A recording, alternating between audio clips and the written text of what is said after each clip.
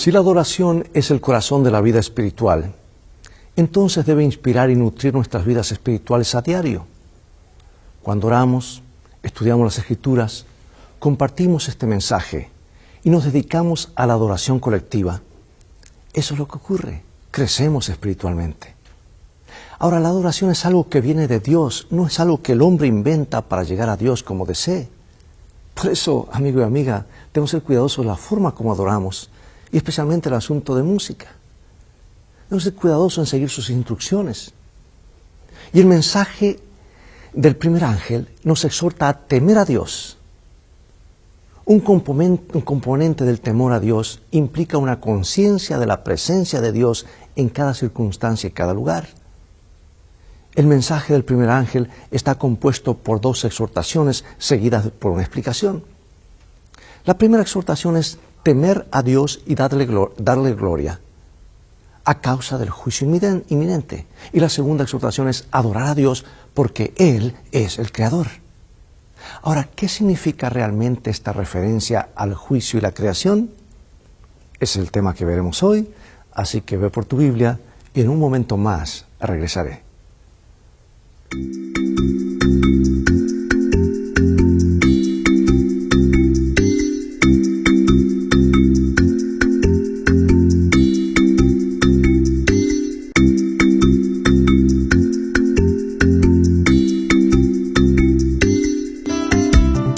Lecciones de Vida, un estudio semanal de las lecciones de la Escuela Sabática. Comenzaremos con el siguiente versículo clave, Apocalipsis 14:6. Vi volar por en medio del cielo a otro ángel que tenía el Evangelio eterno para predicarlo a los moradores de la tierra, a toda nación, tribu, lengua y pueblo. Como cristianos adventistas del séptimo día, creemos en el concepto bíblico de la verdad presente. Es básicamente la idea de que Dios revela la verdad a la humanidad en el momento en que se necesita y que a lo largo de las edades el Señor da cada vez más y más luz. La primera promesa del Evangelio, en Génesis 3:15, le reveló a la pareja caída que la esperanza vendría a través de la simiente de la mujer. Era la verdad presente para esa hora. La promesa de que llegaría a ser Abraham una gran nación, grande y fuerte, de él, y de que habrían de ser benditas en él todas las naciones de la tierra, era en realidad la verdad presente para ese tiempo. Es una revelación más completa de la promesa del Evangelio dada al comienzo. La venida de Jesús, que proclamó que el Hijo del Hombre no vino para ser servido, sino para servir, y para dar su vida en rescate por muchos, es, por supuesto, una revelación aún mayor de la verdad del Evangelio. Era la verdad para esos días. El Rey ha llegado. Y hoy creemos que el mensaje de los tres ángeles de Apocalipsis 14:6-12, es la verdad presente para los que viven en los últimos días antes del regreso de Cristo y el cumplimiento de todas nuestras esperanzas como cristianos. ¿Y qué tema entonces se debería predicar? Justamente el tema para esta hora, el mensaje de los tres ángeles. Bueno, en este tema nos centraremos particularmente en el mensaje del primer ángel, ya que contiene verdades fundamentales para aquellos que tratan de mantenerse fieles en medio de los peligros del tiempo del fin. La universalidad del pecado explica la universalidad de nuestra misión y llamado. Toda nación, tribu, lengua y pueblo ha cometido un error. Toda nación, tribu, lengua y pueblo ha violado la ley de Dios y todo está encerrado, como dice el apóstol, bajo pecado. Es que la caída de Adán en el Edén ha impactado en cada ser humano. Ninguna nación, tribu o pueblo ha sido inmune. Todos afrontamos las consecuencias del pecado y es más, ya nacemos en este mundo con un certificado de función sobre nuestra cabeza, por eso ya nos invitan a nacer de nuevo para vivir para siempre. Por eso, a menos que se proveyera un remedio, todos enfrentaríamos la consecuencia final, la muerte eterna, sin resurrección. Veamos de qué manera estos versículos en conjunto nos ayudan a entender cuán importante es el alcance y el testimonio de nuestro propósito como iglesia. Apocalipsis 14:6. Vi volar por el medio del cielo a otro ángel que tenía el Evangelio eterno para predicarlo a los moradores de la tierra, a toda nación, tribu, lengua y pueblo. Mateo 24:14, y será predicado este Evangelio del reino en todo el mundo, para testimonio a todas las naciones, y entonces vendrá el fin. Mateo 28:19. Por tanto, id y haced discípulos a todas las naciones, bautizándolos en el nombre del Padre, del Hijo y del Espíritu Santo. O sea que en cierto sentido, se puede decir que el mensaje del primer ángel es la gran comisión dada ahora en el contexto de los últimos días. De hecho, es la verdad presente. La hora del juicio ha llegado. Observa que los tres pasajes enfatizan el hecho de alcanzar a todo el mundo, a todas las naciones, a toda nación, tribu, lengua y pueblo. A gran voz tiene que ir este mensaje. En otras palabras, es un mensaje de alcance universal. Todos deben oírlo. Ya se proveyó el remedio. La gente debe saberlo, la vida, la muerte, la resurrección y el ministerio en el santuario celestial de Jesús, que es la única solución al problema del pecado. Y todo el mundo necesita conocer la gran esperanza de lo que Dios le ha ofrecido en Jesucristo. Es por eso que los adventistas del séptimo día han ido por todo el mundo tratando de llevar el mensaje de Jesús a los que aún no lo han oído. Pero al presentarlo a los demás, ¿por qué es tan beneficioso espiritualmente para quienes lo esparcen? Es decir, ¿por qué ayudar a los demás es una de las mejores formas de estar preparados para la venida de Jesús?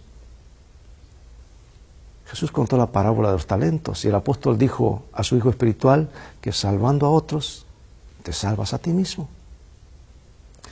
El Evangelio, amado, siempre fue universal, ha alcanzado a diferentes personas. Son las buenas nuevas, que no importa lo que hayan hecho, y les ha dado esperanza de un nuevo comienzo. Tenemos, por ejemplo, el ladrón en la cruz. ¿Sabe que esta historia revela que en el Evangelio eterno hay esperanza para todos los pecadores? Veamos el texto bíblico, San Lucas capítulo 23, versículos 32 en adelante. Llevaban también con él a otros dos, que eran malhechores, para ser muertos. Y cuando llegaron al lugar llamado de la Calavera, le crucificaron allí y a los malhechores, uno a la derecha y otro a la izquierda. Y Jesús decía, Padre, perdónalos, porque no saben lo que hacen. Nosotros, a la verdad, justamente padecemos, dijo un ladrón, porque recibimos lo que merecieron nuestros hechos. Mas este ningún mal hizo. Y dijo a Jesús, acuérdate de mí cuando vengas en tu reino. Entonces Jesús le dijo, de cierto te digo, que hoy estarás conmigo en el paraíso. Al escribir sobre el ladrón, Elena de White dijo que, aunque no era un criminal empedernido, había estado tratando de ahogar su convicción acerca de Jesús y se había hundido más y más en el pecado. Dice ella, hasta que fue arrestado, juzgado como criminal y condenado a morir en la cruz. No obstante, ¿qué ocurrió con él?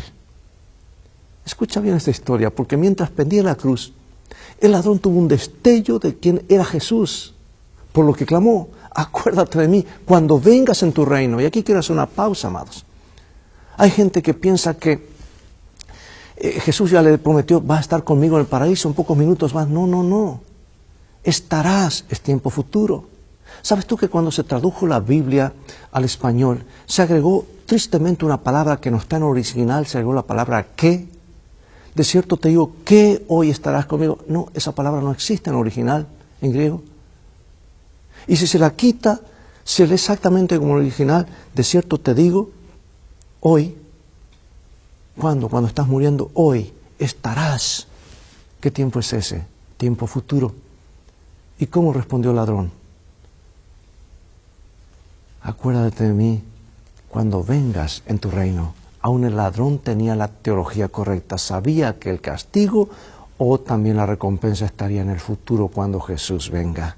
Tristemente hoy muchos no tienen siquiera esa teología correcta y dicen ser predicadores o seguidores de Jesús.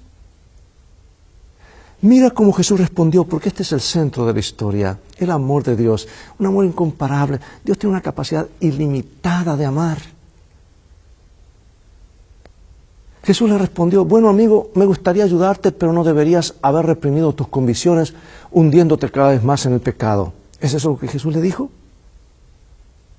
Jesús citó uno de sus sermones anteriores, si vuestra justicia no fuese mayor que la de los escribas y fariseos, ¿no entraréis en el reino de los cielos? ¿Acaso Jesús de alguna manera trajo a colación los errores pasados del ladrón? No. Al contrario, Jesús se dirigió a este criminal, a este ladrón con un carácter defectuoso, que no tenía nada que ofrecer del lado de la justicia y que antes lo había estado maldiciendo, porque eso pocos minutos antes lo estaba maldiciendo. Pero al verlo como un hombre nuevo, Jesús básicamente le dijo, te digo ahora mismo, te doy la seguridad ahora mismo, tu pecado, tus delitos, tus faltas te son perdonados y por lo tanto estarás conmigo en el paraíso. Amigo y amiga, este es el Evangelio eterno, el fundamento del mensaje del primer ángel. Sin esta verdad, nada de lo que enseñamos acerca de la ley, el sábado o el estado de los muertos tiene importancia. ¿De qué sirven estas enseñanzas sin que el Evangelio eterno esté en el corazón de todas ellas? Después de hablar de la proclamación del Evangelio eterno a todo el mundo, el mensaje del primer ángel se expande en este otro mensaje. Dice, al proclamar el Evangelio eterno, debemos incluir las verdades que forman parte del mensaje del Evangelio para este tiempo. En otras palabras, la verdad presente para los últimos días también incluye Apocalipsis 14:7. Temed a Dios, dadle gloria porque la hora de su juicio ha llegado. Y adorad a aquel que hizo el cielo, la tierra, el mar y la fuente de las aguas. Temer a Dios y darle gloria no son conceptos inconexos. Si realmente tenemos a Dios en el sentido bíblico, le daremos gloria. Una cosa debe llevar directamente a la otra. Ahora, ¿qué significa temer a Dios? ¿Y cómo se relaciona con darle gloria? Jesús dijo en el Sermón del Monte, así alumbre vuestra luz delante de los hombres para que vean vuestras buenas obras y glorifiquen a vuestro Padre que está en los cielos. Temer a Dios está vinculado con la obediencia. Y cuando obedecemos a Dios, cuando hacemos lo correcto, le damos gloria. Aunque a menudo se dice que temer a Dios es reverenciarlo, debe ser más profundo que eso. Se nos dice que temamos a Dios. Somos seres caídos, somos pecadores, merecemos la muerte. ¿Quién alguna vez nos ha visto sorprendido al darse cuenta de la maldad de sus actos y lo que ellos merecían a manos de un Dios justo por esas obras? Este es el temor de Dios. Y es el temor que nos lleva en primer lugar a la cruz en busca de perdón. Y en segundo lugar a reclamar el poder de Dios para limpiarnos del mal, que si no fuera por la cruz nos haría perder nuestra alma. Y allí no queda. Ahora contamos a otros lo que Cristo ha hecho en nosotros. Te pregunto, ¿cuál ha sido tu experiencia con el temor de Dios?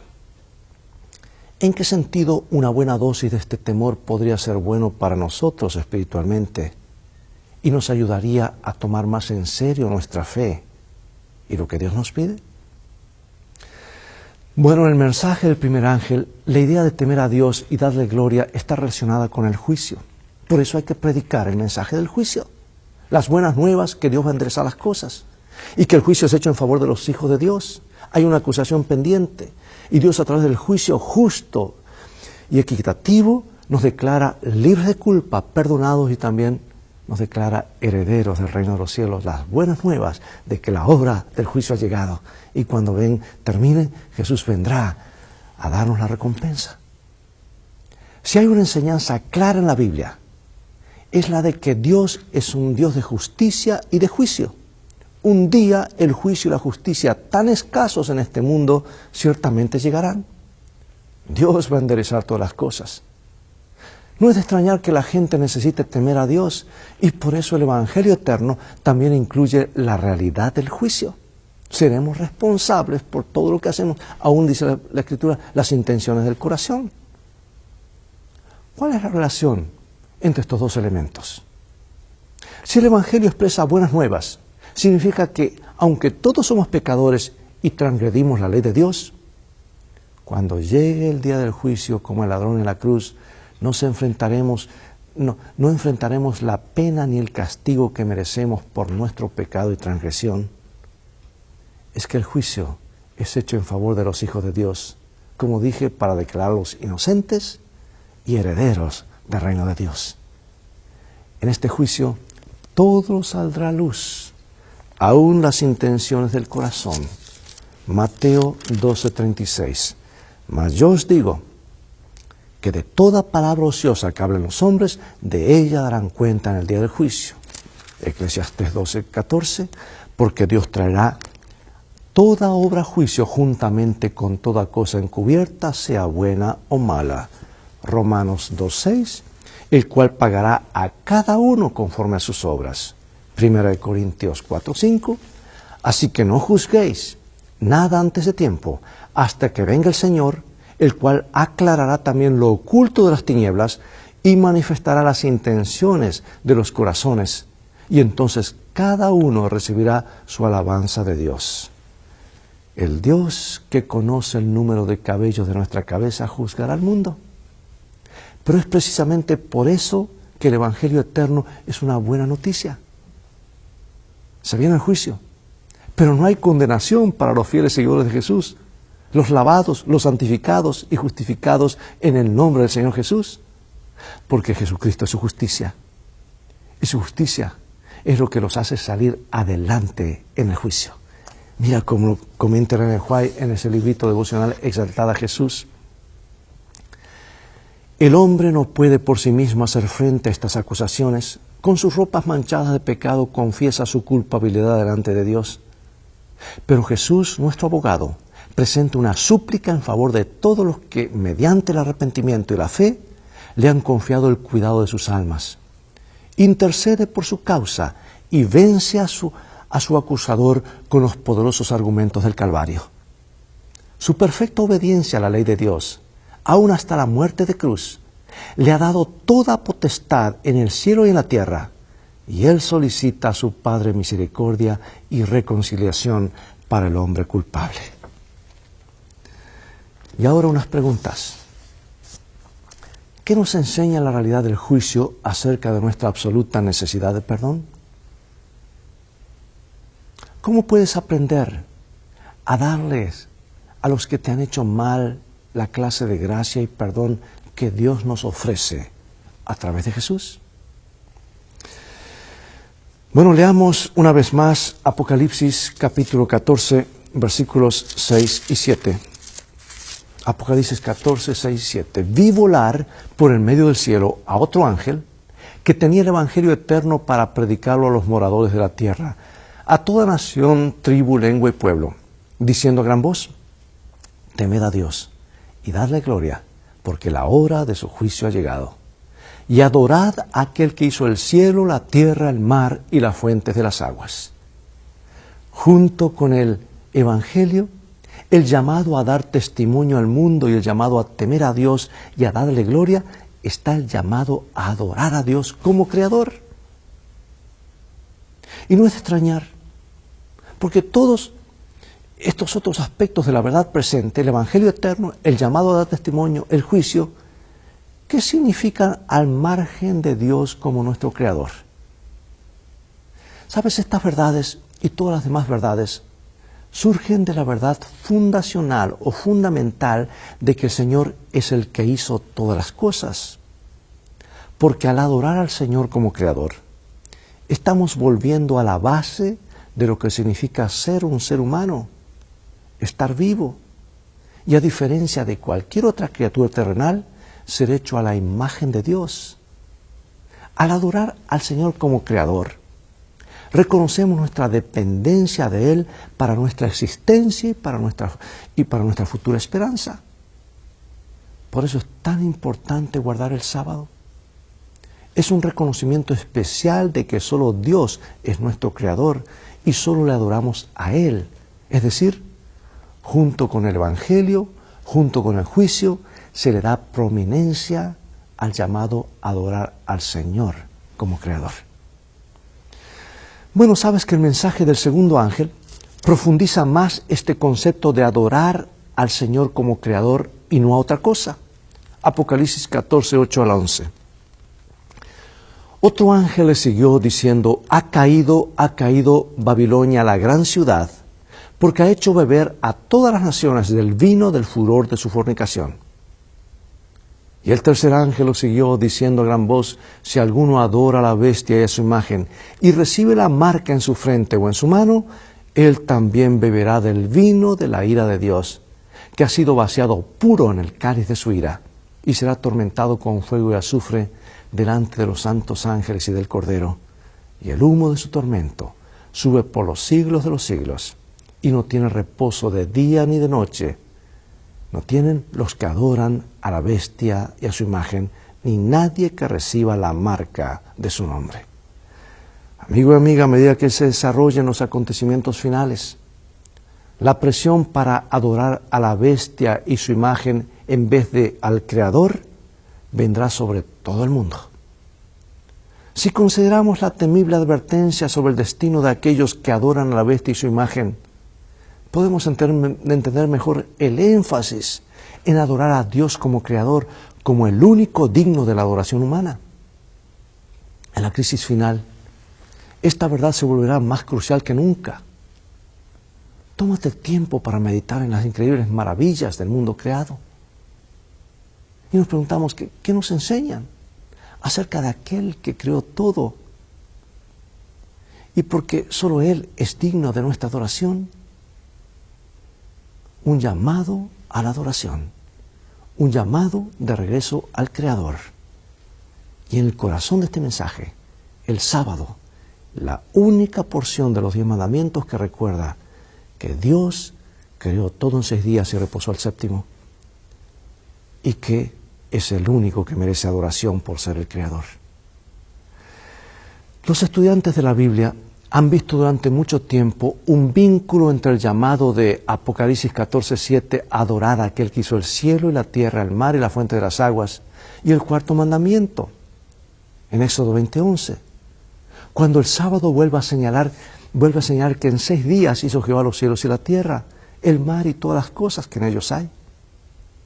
Y por más que el lenguaje esté muy estrechamente relacionado, hay un cambio en el que el texto de Apocalipsis señala al Señor como el que hizo las fuentes de las aguas. Mira, el autor John Baldwin comenta y dice, si asumimos que hay intencionalidad divina detrás de la frase las fuentes de las aguas, ¿por qué Jesús hace que el mensajero interrumpa la lista paralela de las cosas que se mencionan en Éxodo 20:11? ¿Por qué el ángel menciona las fuentes de las aguas y no alguna otra clase de cosas creadas como árboles, pájaros, peces o montañas? Quizá la referencia a las fuentes de las aguas en el contexto de un anuncio divino de la llegada de un momento único del juicio divino busca llamar la atención del lector a un período anterior al juicio divino. Tal vez Dios quiera que la posible alusión al diluvio en las palabras las fuentes de las aguas subraye la verdad de que Él es en verdad un Dios de juicio, al igual que un Dios de fidelidad y gracias eternas. Ambas se evidencian en el relato del diluvio del Génesis. Si es así, dice él, las implicaciones personales y espirituales de las connotaciones del diluvio que desencadena la frase las fuentes de las aguas podrían alentar al lector a que tome en serio la llegada trascendental de un nuevo proceso final del juicio divino e individual que ahora anuncia el primer mensajero de Apocalipsis 14. Qué interesante esta conexión, cómo el autor va a algo más profundo, exactamente a lo que significa las fuentes de las aguas. Isaías 53:6 dice, todos nosotros nos descarriamos como ovejas. Y la palabra en hebreo para todos nosotros es kuliano. En el mismo versículo Isaías dice que el Señor puso sobre Jesús el pecado de todos nosotros. Y la palabra para todos nosotros aquí también es Juliano? ¿De qué manera? Esto nos muestra que sin importar cuán grande sea el problema del pecado, la solución es más que suficiente para resolverlo. ¿Qué otras lecciones podemos aprender de la historia del ladrón en la cruz? Supongamos que el ladrón hubiese recibido un perdón, lo hubiesen bajado de la cruz y hubiese sobrevivido. ¿Cuán diferente habría sido la vida que habría llevado? ¿Qué nos dice esa respuesta acerca del poder de Cristo para cambiar nuestra vida? Amigo y amiga, Dios nos ayude a vivir este mensaje y proclamarlo. La hora del juicio ha llegado. Adoremos al que creó todas las cosas en 6 días y reposó el 7º. Pronto el mundo estará sumido en solamente 2 grupos. No miles de iglesias o religiones como hoy existen. Estarán los que obedecerán a Jesús a pesar de todos los problemas, a pesar de que los gobiernos dictan leyes, a pesar de que se ponga una ley dominical que obliga a la gente a adorar en domingo, seguirán siendo fieles al Creador, porque así lo dice su palabra. Y San Juan los vio en visión. Aquí están los que guardan los mandamientos de Dios y tienen la fe de Jesús, el testimonio de Jesucristo. Por otro lado, habrá otro grupo que pensará que estará haciendo las cosas de la mejor manera, con buena intención, pero estarán en abierta oposición a la ley de Dios, tratando de socavar y hacer a un lado los principios que mantienen al universo seguro. 2 grupos, 2 destinos. Nadie puede cambiar esos destinos. Ya están señalados, vida eterna o muerte eterna. Lo que hoy podemos hacer es tomar el camino correcto e invitar a otros que salgan del camino ancho para tomar el camino que conduce a la vida eterna. Dios nos ayuda a proclamar estos mensajes, ser responsables, porque si no lo hacemos, ¿quién lo va a hacer? Esta no es una iglesia más, es más que una iglesia, es el movimiento final que Dios tiene sobre este planeta para preparar un pueblo para el regreso de Jesús. Acompáñame en oración. Gracias, Padre, por estos mensajes que nos hacen lo que somos y nos preparan para la eternidad. Queremos serte fieles y gracias por el perdón que nos ofreces y la salvación en Cristo Jesús. En su nombre oramos. Amén. Amigos, el tiempo es todo lo que tenemos por hoy, todo el tiempo, así que ha llegado el momento de despedirnos y será hasta el próximo programa de la serie Lecciones de Vida. Invita a otros a sintonizar este canal y transfórmate tú mismo en un canal de bendiciones. Dios te bendiga y recuerda, tú vales mucho para Jesús. Él te ama más de lo que puedes imaginar. Dios te bendiga y te guarde.